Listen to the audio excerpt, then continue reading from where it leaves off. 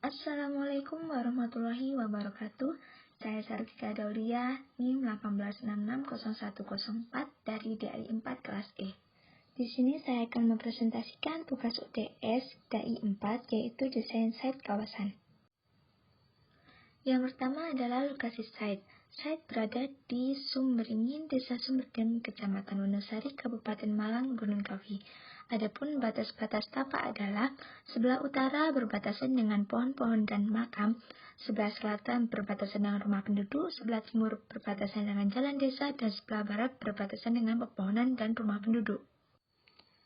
Tapak memiliki luas 1,7 hektar dengan akses utama melalui jalan Sumberdem di sebelah selatan tapak. Yang selanjutnya adalah skematik programming yang meliputi transportasi, yaitu sirkulasi, aksesibilitas pedestrian, kendaraan transportasi publik, dan utilitas. Yang pertama adalah sirkulasi. Sirkulasi manusia menuju tapak melalui jalan Sumberdem, sedangkan di dalam tapak disusun berdasarkan letak massa dengan pertimbangan akan adanya walkways. Sirkulasi kendaraan hanya sedikit, yaitu sekitar jalan hingga tempat parkir. Yang selanjutnya adalah pedestrian. Jalur pedestrian diletakkan di sepanjang jalan, seperti pada gambar. Selanjutnya adalah jalur transportasi umum, yang lumayan sempit dan tidak cukup untuk kendaraan yang besar, sedangkan utilitas yang berkemungkinan adalah selokan air dan area resapan air hujan. Selanjutnya adalah human dan historical culture. Menurut historical, tapak berada di daerah pedesaan yang masih asri dan dekat dengan alam dengan potensi yang melimpah. Yang selanjutnya adalah karakteristik tapak. Tapak merupakan dataran tinggi dengan view Gunung Kawi, kemudian berada di daerah pedesaan dan pertanian, kemudian tapak bersifat landai dan curam. Dan berikut adalah data klimatologi dari daerah setempat. Dari data-data tersebut, tagline yang saya ambil adalah closer to nature, yaitu lebih dekat dengan alam, yang diharapkan selain karena potensi tapak yang masih asri, diharapkan dengan dekat dengan alam, kita bisa merasakan dan mengambil hikmah dari alam.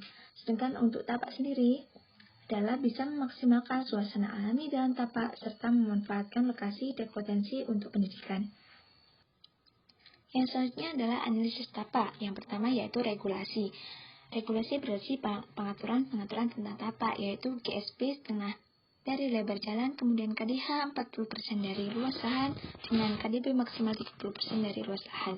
Kemudian terdapat zoning tapak yang dibagi menjadi dua area, yaitu area terbangun dan area hijau.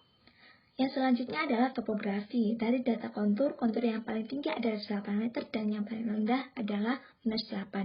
Dikarenakan tapak berkontur, maka perlu dilakukan pengolahan tapak, yaitu berupa fill pada lahan yang ketinggian konturnya hampir sama, kemudian membangun struktur penahan tanah di area kontur yang tinggi. Dan selanjutnya adalah tata massa dan sirkulasi. Sirkulasi di tapak dibagi menjadi dua, yaitu sirkulasi manusia dan sirkulasi kendaraan. Untuk sirkulasi manusia, saya memberikan walkways dengan ketinggian nyaman yaitu 15 cm, sedangkan sirkulasi kendaraan berada di area parkir menuju gedung. Yang selanjutnya adalah analisis iklim. Yang pertama yaitu matahari. Berdasarkan arah matahari, maka mempengaruhi arah bangunan, sehingga bukaan diletakkan di sisi utara dan selatan untuk menghindari panas matahari yang berlebihan. Yang selanjutnya adalah analisis angin. Karena bukaan diletakkan di sisi utara atau selatan, hal ini juga dipengaruhi dengan arah angin, yaitu dari selatan ke utara.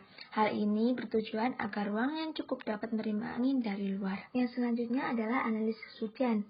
Analisis hujan mempengaruhi bentuk atap bangunan, dan atap yang digunakan adalah atap miring untuk memudahkan air hujan mengalir ke bawah.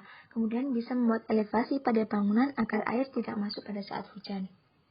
Selanjutnya adalah analisis sensori.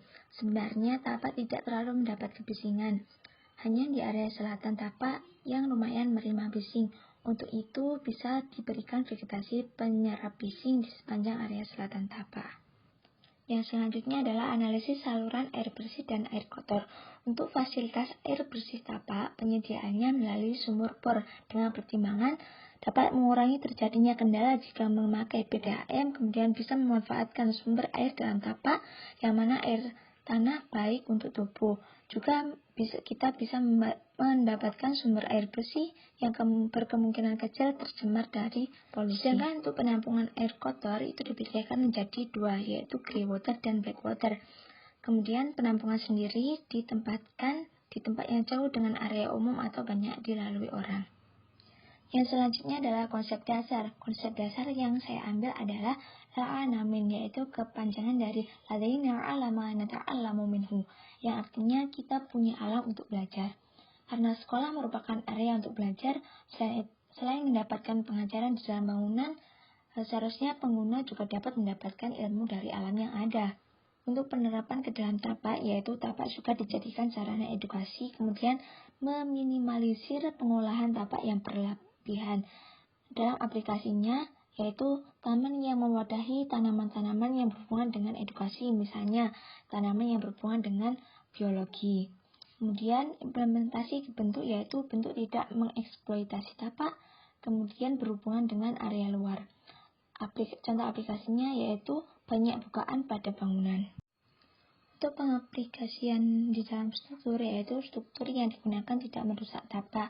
Contoh aplikasinya yaitu mengkombinasikan struktur penutup tanah dan struktur panggung.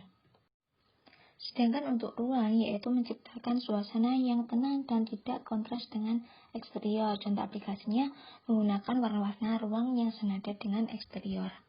Yang selanjutnya adalah konsep tapak yang berisi zona tapak, yaitu area dibagi menjadi dua area, yaitu area luar dan area yang terbangun, di mana area ruang terbuka yang itu bisa digunakan atau dimanfaatkan untuk area edukasi juga. Dan untuk menyatukan area di antara dua bangunan, itu digunakan sebagai taman, sekaligus mewadahi beberapa tumbuhan yang berkaitan dengan bahan pembelajaran. Selanjutnya ada sirkulasi tapak, yaitu memberikan jalur sirkulasi tapak yang dengan menggunakan jalan setapak yang mengikuti dengan konturnya. Jadi tidak menghilangkan kontur yang ada. Kemudian diikuti dengan pohon-pohon sebagai penanda jalan.